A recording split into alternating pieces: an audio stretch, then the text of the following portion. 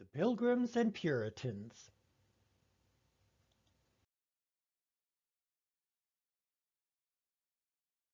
The Puritans and the Pilgrims, a cross-section of Puritans, first traveled to the Netherlands to establish a Christian church that would be free of government influence.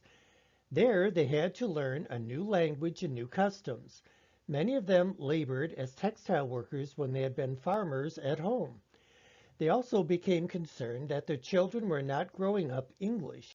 They were being integrated into Dutch society.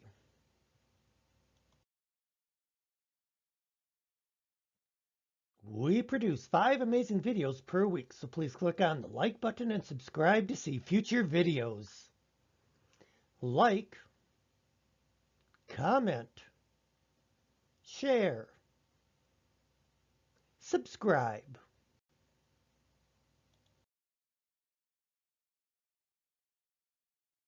The Pilgrims initially sailed from the Netherlands back to England on a ship called the Speedwell. In England, they met up with other passengers before leaving for the long trip to North America on the Speedwell and the Mayflower. The Speedwell didn't get far before it started to take on water, and passengers had to then board the Mayflower, though some on the original passenger list stayed home.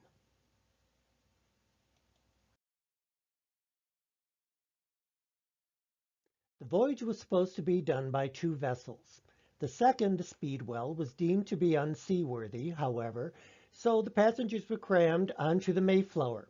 As well as the 130-odd people squeezed on board, there were food stores, tools, weapons, including cannon, and live animals such as sheep, goats, chickens, and dogs.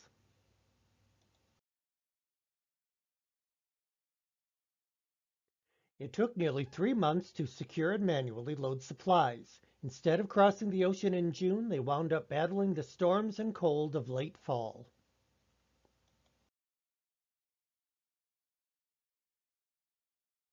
The design of the Mayflower, with high wall-like sides, made it difficult to sail in the strong winds of the Atlantic. The crossing therefore took 2 months, but it could have been done in half the time.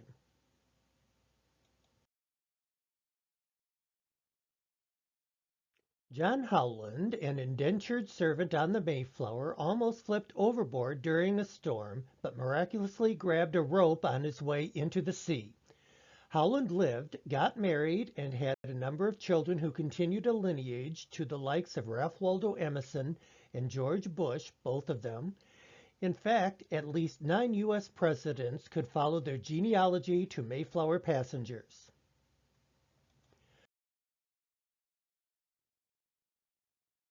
There were births and deaths on the Mayflower. During the crossing, 1 passenger died, and 1 woman, Elizabeth Hopkins, gave birth to a child. The boy was aptly named Oceanus.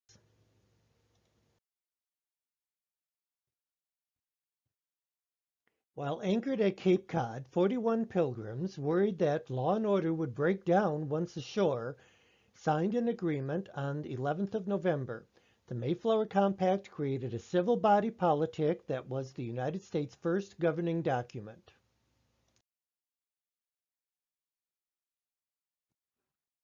Only 50 of the original 102 passengers survived the first winter. They weren't thinking about colonizing, they were simply figuring out how to eat and stay warm in this new place.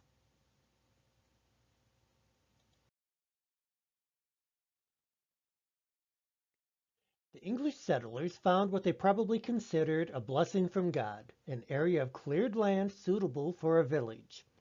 Actually, it had already been a village known as Pawtuxet. From 1616 to 1619, an epidemic killed about 2,000 native people who lived there. But when the Pilgrims arrived in November 1620, the native Squanto was the lone survivor of the village.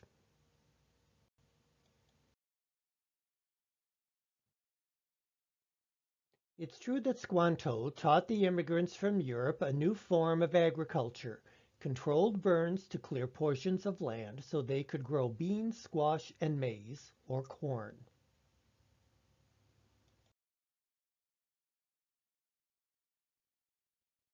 The first Thanksgiving in 1621 was an expression of gratitude, but not just for an abundance of food.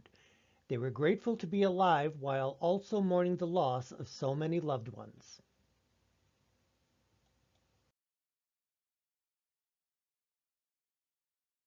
Once the Pilgrims began to settle, they sent word back to England for others to come join them. The latter arrivals, however, didn't value the local wisdom of the Native Americans.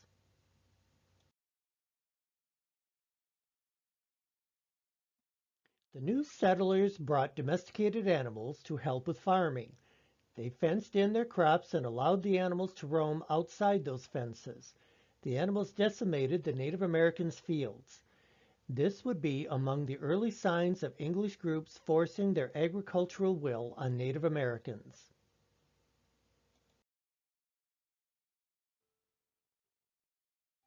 Mayflower descendants Marilyn Monroe, Clint Eastwood, the Baldwin brothers, Franklin Delano Roosevelt, Bing Crosby.